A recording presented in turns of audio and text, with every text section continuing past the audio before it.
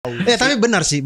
Ini menarik sih. Maksudnya idolnya mana gitu. Iya, karena kalau ada idolnya biasa kita bisa menyesuaikan. Contoh misalnya kalau dikatakan bahwa ada Pancasila itu misalnya contoh adalah Soekarno, berarti apapun yang dilakukan oleh Bung Karno itu adalah bagian pada Pancasila dong, termasuk nikah lagi. Betul.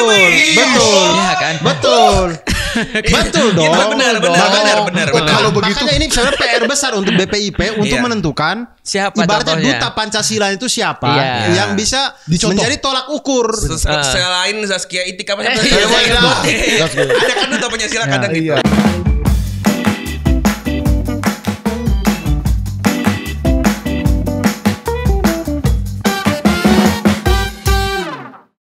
Tapi kalau ngomong soal kritis nih, Bang Abdur ini kan show-nya kan aku nonton tuh Bang yang apa namanya PPTJ ya? PPTJ, pahlawan perlu tanda jasa. Iya, yang pakai baju PNS itu ya? Iya, itu fokusnya kan kritik pendidikan sebenarnya. Betul. Cerita dikit Bang, itu kira-kira waktu itu fokusnya bahas soal apa kan? Keresahannya apa? Kayaknya belum nonton ya? Yang belum. Keresahannya itu pada waktu itu berangkat dari gaji guru tuh kecil. Gaji guru tuh kecil sekali gitu. Jadi di Kupang berapa Mas?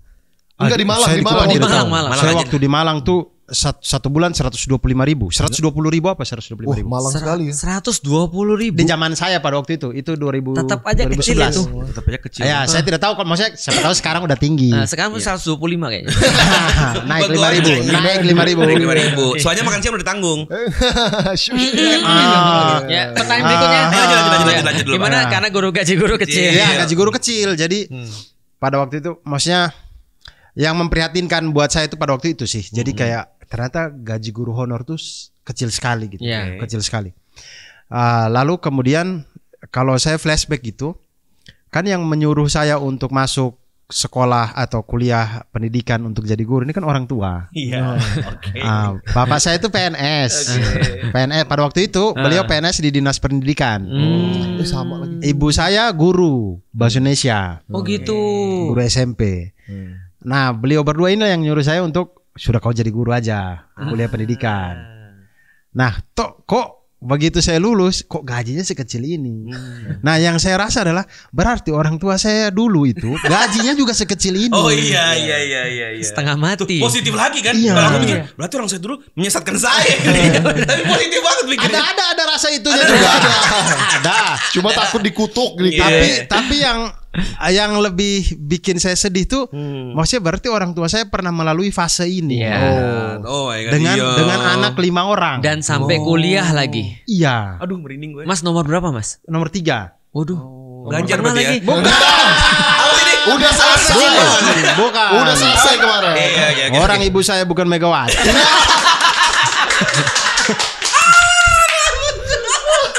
Anak ketiga. Oh iya, anak ketiga ya. Anak ketiga. 5 orang dihidupin dengan gaji kecil berarti 5 kan? orang dan 5-5-nya sampai kuliah semua itu. Dan S2 loh. S2 loh. Jadi oh my God. Jadi saya merasa kayak wow, ini nih dilalui sama orang tua saya zaman dulu. Mungkin kan kalau waktu saya kuliah tuh beliau sudah PNS, sudah sertifikasi. Iya. Tapi sebelumnya tapi kan dulu waktu kami kecil-kecil itu kan gajinya dia mungkin segini-segini nih. Gimana bisa menghidupin ya? Ya jadi kayak kecil sekali ya gaji guru. Terus maksudnya bahkan di kalangan teman-teman saya ada yang IPK-nya cum laude apa segala macam. Waktu kami sama-sama ngajar ya 100 itu ribu itu juga. Maksud saya buat apa kok kuliah cum laude kalau begitu? Ternyata di dunia pekerjaan tidak melihat IPK gitu. Benar. Nah itu miris menurut saya. Itu kayak saya merasa kayak kita harus omongin deh ini. Betul. Masalah gaji guru honor ini gitu. Betul. Iya. Percuma lu IPK-nya tinggi. Iya. Lu enggak IPK-nya tinggi asal punya paman yang bagus. Udah usah ke situ. Udah agak lewat ini kita. Aduh. Enggak, itu tetap akan dibahas sampai kapan pun. Itu sejarah bangsa itu. Sejarah itu. Tapi yang menarik tuh sudut pandang abang tuh loh. Kalau melihat ternyata orang tuaku yang lu bilang tadi kan, iya pasti ini bapakku jebak gua nih gitu ya kerja di sini ya. Kalau digituin, aku akan mikir, bapakku dulu. By the way, bapakku juga di pendidikan. Oh ya. Dinas pendidikan. Sekarang aku 4 beradik.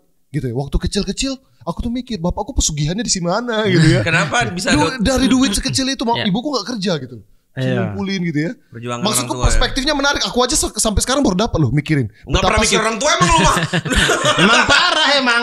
Emang parah emang nggak pernah mikir orang tua. Iya, aku tuh mikir bapakku pesugihan di mana gitu ya, cukup sekeluarga begini ya. Itu luar biasa. Terus dari situ akhirnya riset apa gimana tentang kenapa guru gaji kecil. Nah, kemudian akhirnya itu dari saya ngajar itu kan ya sekitar 2012 ya, 2011-2012 kemudian saya simpanlah keresahan-keresahan itu sampai kemudian di Pahlawan Perhutanan Jasa itu akhirnya. Jadi ide Pahlawan Perhutanan Jasa sudah lama sekali. Sudah lama sekali akhirnya terwujudlah di tahun lalu itu. Tahun lalu ya.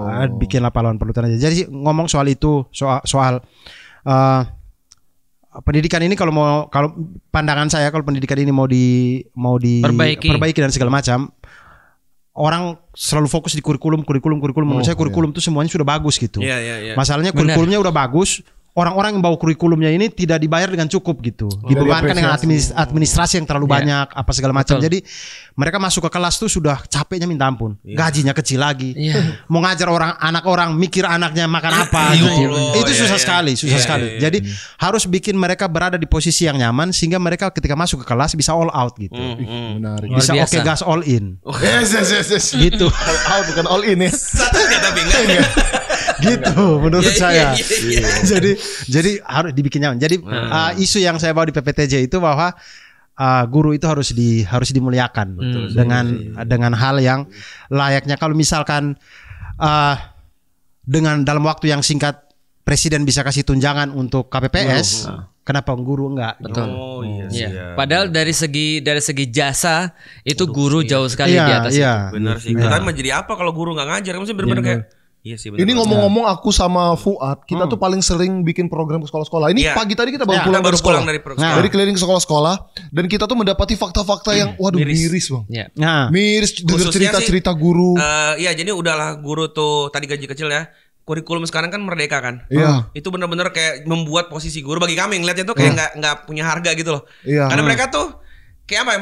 Udah pasti terima sekolah kan gitu udah kan pasti udah pasti lulus. Ya. Jadi guru tuh kayak gak penting gitu. Betul. Jadi kayak ngapain gua mau taat sama lu? Kok toh gua juga lulus jadi. Kasihan banget lihat guru sekarang tuh ya Allah. Iya. Jadi salah satu efek dari kurikulum merdeka itu efeknya akan sangat berasa kalau memang gurunya tidak dipersiapkan dengan baik gitu. Memang akan sangat berasa karena kurikulum merdeka itu membebaskan kepada satuan pendidikan, sekolah-sekolah, guru-guru untuk menentukan capaian pembelajaran sendiri gitu. Kalau kita dulu kan kurikulum pemerintah sudah atur. Ini matematika, aljabar, kompetensi dasarnya ini ya, gitu-gitu. Nah, ini dalam 3 bulan ke depan anak-anak harus dapat kompetensi dasar ini. Nah, sekarang tuh itu sudah tidak ada.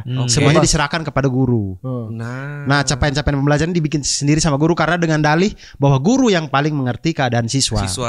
Bagus, tapi kalau gurunya paham betul. Kalau gurunya ini akhirnya yang terjadi kurikulum di sekolah tuh copy paste aja gitu.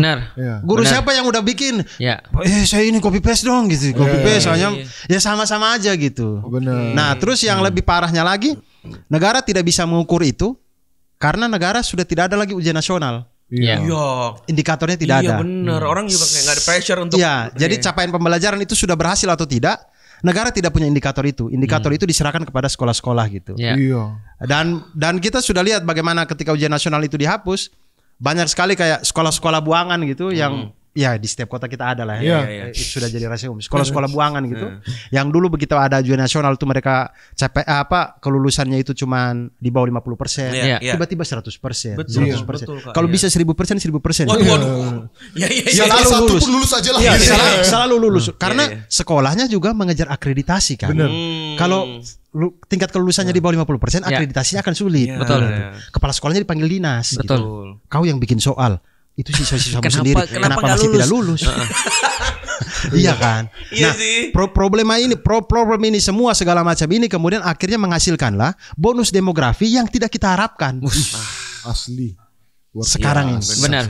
Makanya di dalam Islam tuh tadi pas Mas Abdur bilang bahwa kurikulum yang sekarang itu semuanya bagus. Memang kurikulum pasti nggak ada yang mungkin dibuat sembarangan, nggak mungkin. Tapi guru-gurunya memang betul. Karena di dalam Islam itu pendidikan bukan transfer of knowledge, tapi transfer of karakter. Yang bisa transfer of karakter itu orang, bukan kurikulum. Betul. Masalahnya kalau orangnya bermasalah, gimana bisa ngajarin anak-anak untuk bisa nyelesain masalah? Oke, berarti di Islam tuh guru tuh penting sekali. Guru tuh lebih penting daripada kurikulum. Oh gitu. Karena begitu kita sampai ke kelas, kita belajar sama guru, bukan belajar kurikulum. Sampai sekarang di dunia kajian ya, kita meyakini bahwasanya ilmu itu tidak datang dari belajar, tapi datang dari Allah. Iya. Nah, dan Allah kasih orang ilmu itu kalau gurunya ridho sama dia. Oke. Jadi guru tuh posisinya tinggi sekali. Iya. Nah, sekarang posisi guru kan nggak gitu ya. Dan itulah kenapa mungkin di kalangan sahabat itu yang menjadi ulama-ulama sahabat gitu memang sahabat-sahabat yang keren-keren ya memang ya. Yang bagus ya. Iya, secara karakter kuat. Iya, benar. Secara ilmu juga kuat gitu. Karena kalau transfer of knowledge kita bisa dari mana aja. Kita bisa buka Google, semua orang dapat knowledge. Betul. Itu anaknya temanku belajar bahasa Rusia itu dari YouTube. Fluent. Ada orang buka YouTube bisa fisika. Ada orang buka YouTube bisa apapun, tapi karakter enggak. Iya sih. Seberapa penting kenapa karakter harus ditransfer? Nah, itu quotes yang aku baca kemarin di pesantren Ustadz Hafiz. Sedikitnya adab bisa menutupi kurangnya ilmu. Tapi tidak ada ilmu sebanyak apapun yang bisa menutupi sedikitnya adab. Iya. Karena itu adab itu ada bagaimana cara kita untuk menampilkan diri ke orang. Nah, tapi ilmu itu cuma untuk menyelesaikan permasalahan-permasalahan kehidupan. Aku bertanya sama istriku. Aku tanya gini, apa yang paling parah yang anak kita lakukan dan karena itu kita coret dia dari kakak. Dan tidak ada satupun yang melibatkan ilmu. Jawaban istri Ustadz nggak ada yang bahas soal ilmu. Maksudnya kalau matematikanya jelek nggak keluar dari kakak. Tidak. Fisikanya jelek tidak diusir gitu ya. Tidak mungkin. Tapi betul juga sih. Ya itu tadi. Jadi goals kita ini apa sebenarnya? Menjadi orang yang menyenangkan, bermanfaat bagi orang lain itu nggak harus dengan ilmu, tapi bisa dengan adab. Makanya ada anak-anak yang beradab dengan orang tuanya, itu pasti akan punya ilmu. Walaupun mungkin dikit. Iya. Dan mungkin ilmu itu suatu saat bisa digantikan dengan robot, tapi adab nggak bisa sih. Iya, benar. Kebetulan saya lagi mau jual robot. Biasanya ke bridging. Iya benar sih Bang. Iya, maksudnya kayak pintu tol gitu. Sekarang sudah otomatis. Iya. Sebagus-bagus yang pintu tol dia tidak bisa menggantikan ucapan hati-hati di jalan, Pak. Iya, dengan tulus oleh seorang petugas itu. Iya, dengan tulus. Agak aneh soalnya, Mbak. Hati-hati di jalan. Kayak nyebelin juga mbak-mbaknya tuh. Iya sih betul sih. Iya betul. Jadi artinya pendidikan adalah transfer of karakter. Nah, itulah problematika di Indonesia juga. Karena semuanya diukur dengan knowledge. Iya. Kalau knowledge-mu bagus, gajimu tinggi. Belum tentu dia beradab. Iya. Nah, ini yang terjadi sekarang juga pada mohon maaf ya, kondisi kepemimpinan kita nih. Iya. Kepemimpinan yang tidak mencontohkan adab menurutku ya. Iya. Tapi saking gak dilihatnya sampai gak, maksudnya adab tuh gak masuk pelajaran yang jadi prioritas loh, Tat. Iya sih, di sekolah juga Di sekolah juga gak ada khusus untuk pembentukan karakter tuh gak ada, sisanya hafalan. Dia tuh biasanya tuh masuknya tematik kan. Iya. Jadi maksudnya tuh tidak hanya dia punya satu mata pelajaran sendiri, tapi guru matematika juga bawa soal adab, bahasa Indonesia juga bawa adab gitu sebenarnya. Jadi pembentukan karakter tuh di semua mata pelajaran. Betul, setuju. Cuman yang saya agak bingung juga emang indikator adab baik tuh susah untuk kita nilai selayaknya ilmu. Kalau ilmu itu kan 10 soal, salah 2 ya berarti 8. Betul. Gampang gitu. Betul. Tapi kalau adab tuh menilainya tuh sebenarnya itu bisa dikritik, Bang. Justru itu. Kalau bagiku ya, aku justru mengkritik itu. Kalau jadi agak radikal. Luar biasa. Gimana? Nah, kita mulai gabung lagi ngaji nih habis ini nih. Enggak jadi keluar dia. Ini pertanyaan aja sih. Boleh dong nanya dong. Boleh dong. Jika Pancasila adalah ideologi, harusnya dia punya seperangkat nilai adab Pancasilais yang itu bisa kita transfer di sekolah. Dan ada contohnya. Dan ada contohnya siapa sosok yang sudah menjadi standar adab Pancasila. Bagi itu pertanyaan aja sih. Kalau Islam kan jelas. Dia tuh ideologi dan dia udah contohnya nih adabnya ini. Mau lihat yang udah ngelakuin ini orang-orangnya ada gitu kan. Nah, jadi kadang bener harusnya ini menjadi pertanyaan. Kalau tadi bilang terus kita mau pakai adab yang mana ya harusnya negara menyediakan dong. Mungkin dari apa tuh yang badan apa? Founding Fathers. BPIP mungkin bisa bikin kurikulum. Ya nanti saya mau mendaftar di situ. Susah. Sudah lah. Boleh sih. Siapa tahu. Kan boleh nolak juga. Siapa ditolak. Langsung contoh orang-orang yang tidak boleh dicontoh.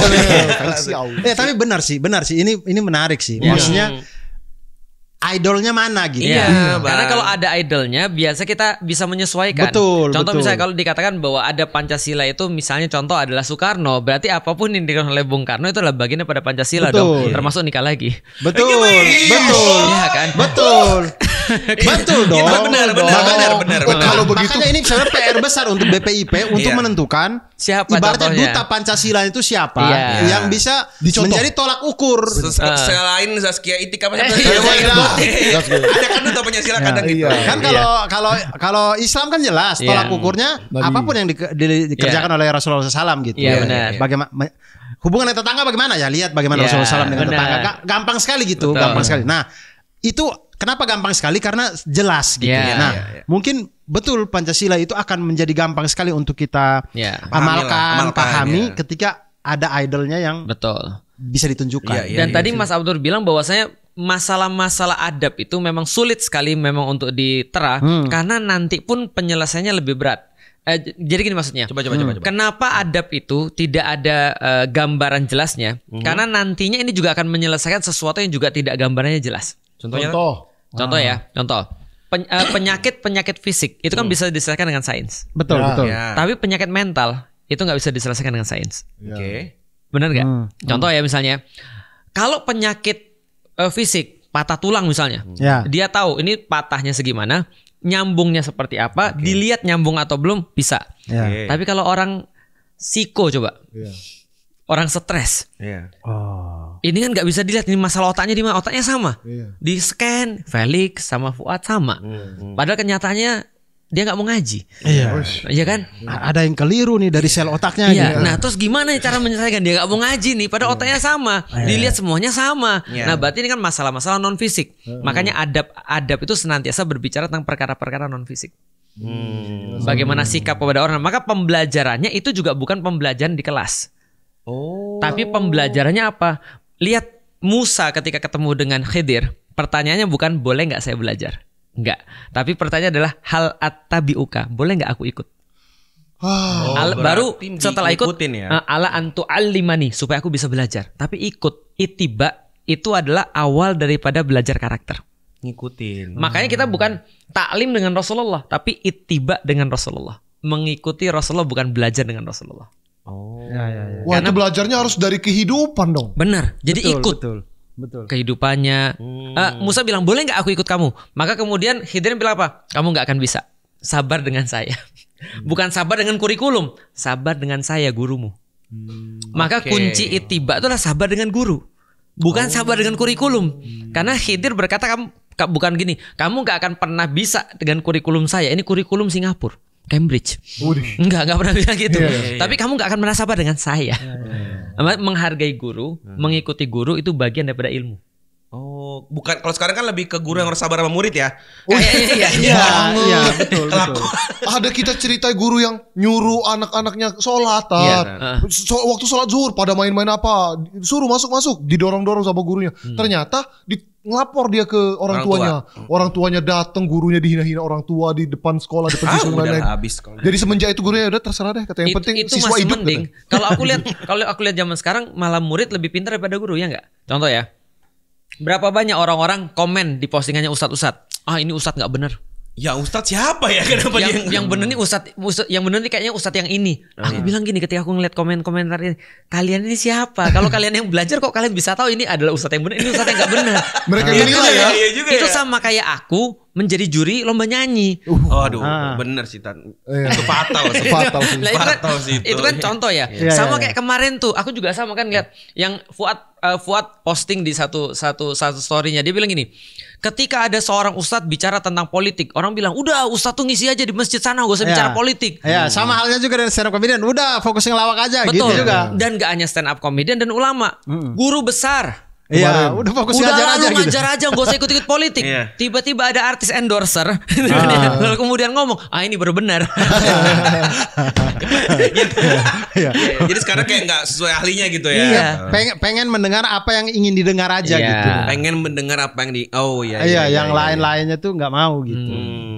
Tapi menarik sebenarnya Ustadz yang kayak misalnya banyak yang komen-komen segala macam. Itu kemudian saya tuh saya merasa kayak karena kita itu terlalu kebanyakan melihat di fokus di cara penyampaian gitu. Iya. Oke. Iya. Sejujurnya saya itu tapi tidak esensi. Iya, jadi lebih fokus ke cara penyampaian. Saya suka Ustadz ini karena cara penyampaiannya ini. Saya suka Ustadz ini karena cara Padahal kalau kita mau lihat ilmunya sama aja ini. A dan B ini sama aja. Cuman beda cara ngomong doang. Oke. Saya itu sampai mengklasifikasi menurut pribadi saya sendiri. Jadi saya itu sampai saya tahu kapan saya harus dengar Ustadz Hanan, kapan saya harus dengar Ustadz Khalid, kapan saya harus dengar Ustadz Felix gitu. Saya bikin sendiri tuh. Jadi kalau misalkan saya lagi kayak melakukan sesuatu yang saya butuh kayak aduh saya salah banget ya, kayak sedih banget. Itu saya Ustadz Hanan tuh. Benar. Selama kamu punya Allah. Itu tuh bangkitinnya tuh yang saya lagi butuh nangis. Saya tuh pengen nangis gitu. Cuman saya nggak tahu apa ya yang bisa bikin Ustadz Hanan itu. Kalau lagi mulus-mulus Ustadz Felix gitu. Kalau Ustadz Felix itu saya golongkannya dengan Ustadz Hadi Hidayat. Ketika saya lagi butuh giroh untuk ibadah. Luar biasa Anda. Saya lagi beban luar biasa. Butuh semangat untuk ibadah. Itu Ustadz Hadi Hidayat, Ustadz Felix. Sebentar, kan tadi Mas Abdul ini semua Ustadz sama ujungnya. Kayaknya Ustadz Hadi Hidayat nggak sepakat kalau disamain sama. Tapi dari cara ini dari sudut pandang. Dari kan yang pertama tadi semua Ustadz ini menurut saya sama. Sama. Intinya tuh sama, genrenya sama, cara penyampaiannya yang beda. Maka saya mengklasifikasi berdasarkan cara penyampaian yang ngaruhnya ke saya tuh kayak gimana. Betul. Kalau saya sedang rindu dengan Rasulullah SAW, lagi pengen banget Ustadz Khalid, Ustadz Salim Afillah. Betul. Kalau mau pengen Indonesia jadi gitu Ustadz Salim. Bahkan saya suka sekali kalau saya lagi santai, maksudnya hidup lagi enjoy, lagi enak. Gus Baha itu. Itu saatnya saya dengar Gus Baha. Itu pas lagi normal ya. Pas pemikiran kita lagi normal, bisa mikir. Sudah normal, sudah stabil. Nah, itu saatnya Gus Baha. Kalau di saya. Nah, saya tidak menemukan perbedaan dari segi pemahaman, dari sekian banyak ustadz-ustadz ini, menurut saya sama saja. Cara penyampaiannya saja yang beda-beda. Nah, kadang orang itu terjebak di situ. Cara penyampaian. Dia cuma mau yang kayak nyenengin hatinya aja lah gitu tadi. Padahal yang tadi kalau dilihat berdasarkan tadi semua jadi mudah sebenarnya. Jadi saya lagi mau dengar genre apa sebenarnya. Tapi bener sih. Kayak awal-awal kan aku kayak disuruh kayak hijrah gitu. Apa Mama Dede? Enggak lah. Itu juga sih kayak gitu. Tapi enggak.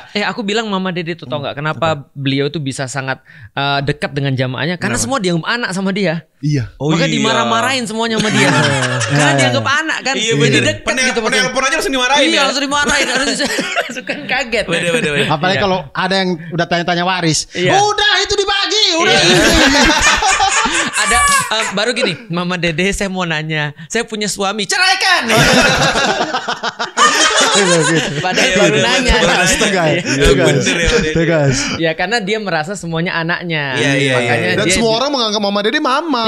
Seneng jadinya. Makanya namanya Mama Dede kan. Terus Anto tadi hijrah gimana? Nah, aku mikir kayak aku awal hijrah tuh kan aku kayak orang tuh berat-berat materinya kan. Nah, aku lagi pengen karena suka drakor kan. Udah pengen yang story-story. Itu Ustadz Khalid. Aku denger semua tuh sirohnya karena nggak berat gitu, udah kayak orang cerita aja. Pasti Anto nggak pernah buka Ustadz Abdul Somad ya? Nah, justru itu. Ketika aku pengen santai, lagi bersihin rumah, lagi apa, aku dengar Ustadz Abdul Somad pas Q&A. Sejam Q&A Ustadz Abdul Somad itu pasti lucu tuh. Iya, jadi aku tuh kan jadi kayak bisa sesuai tadi pengennya apa gitu. Jadi nggak harus dibentur-benturin. Nah, gitu. Iya. Lagi pengen halako misalkan itu udah pasti yang serius dong, jangan banyak bercanda. Yang bisa ngebedah satu kata jadi sekian kata gitu. Jadi yang Ustadz Adi misalkan apa sih definisi ini? Definisi itu kan harus cari yang clear gitu kan. Pinter udah pasti cari Ustadz Adi dan Ustadz yang kayak benar-benar langsung jelaskan definisi ini tuh apa gitu. Benar sih kata Abang Abdur tadi. Iya. Jadi enak kan. Jadi sebenarnya kasanah ilmu kita jadi lebih banyak. Wah sih ya, Masya Allah. Saya tuh ngerasa bersyukur sekali loh. Maksudnya saya tuh kan bukan orang yang, saya tidak pernah di pesantren, tidak pernah punya. Maksudnya kalau tidak ada ustadz-ustadz ini kalau duduk diam-diam aja di rumah. Nah saya tuh berpikir kayak ustadz-ustadz ini kalau duduk diam-diam saja, tidak bikin konten atau apa, saya akan miskin sekali gitu. Gak punya apa-apa saya. Mau gimana lagi gitu. Luar biasa ya. Aku tuh gak menduga loh orang-orang timur tuh selembut ini loh. Karena aku lihat orang timur tuh kayak gini. Aku emang kurang lembut apa? Ngomongin sama dia gak apa. Maksudmu gimana ini? Justru Fuad terlalu lembut kayaknya. Iya, antum belum lihat podcastnya sama Mamat sih. Yang mana? Mau berantem mulu itu. Apa itu? Kalau berhubungan dengan Abu Jahal dan yang lain harus keras. Yang punya gun shop itu ya. Iya. Nah, itu emang. Kawan-kawan kayaknya harus diajak ke sini deh. Yang punya gun shop tuh ya. Mau beli senjata kita. Wah, itu headline-nya Ferry Xiao mendatangi pemilik usaha senjata gitu. Mendingan tidak terselamatkan sih itu. Itu mendingan kalau nanti headline-nya begini, ternyata investor Mamat Gun Shop adalah itu bahaya. Tapi kemarin habis bikin show itu apa dampak setelahnya itu? Ngerasa gimana? Apakah udah lega aja udah nyampein atau mungkin ada apa gitu? Lega karena hal yang dikesalkan akhirnya tersalurkan. Lalu kemudian menjadi sebuah gerakan. Saya akhirnya kemudian bikin pahlawan pelutana jasa di Kita Bisa itu. Kemudian jadi sudah saya niatkan pokoknya mulai dari show PPTJ sampai entah saya meninggal atau sampai ntar ada generasi lain yang melanjutkan, tapi saya tidak akan tutup donasi itu. Bekerja sama dan Kita Bisa untuk bantu guru-guru honor. Gitu lah. Jadi ada aksi nyatanya ya luar biasa sampai sekarang. Begitulah. Ini seluruh Indonesia. Seluruh Indonesia. Jadi tapi memang ya dia tidak gede sekali. Maksudnya ya yang bisa kita bantu beberapa sedikit. Jadi teman-teman sekalian jadi tahu ada gerakan ini. Iya, betul. Mau ikutan bergerak bersama juga ada kan infonya di IG. Ada di kitabisa.com tuh di pahlawan. Pokoknya klik saja search saja pahlawan pelutana jasa. Itu nanti ke guru-guru. Iya, terakhir kami kasih motor ke ada guru di Kalimantan Timur. Pokoknya rumahnya itu lewat jalan-jalan off-road kayak lumpur-lumpur orang off-road di Bogor gitu.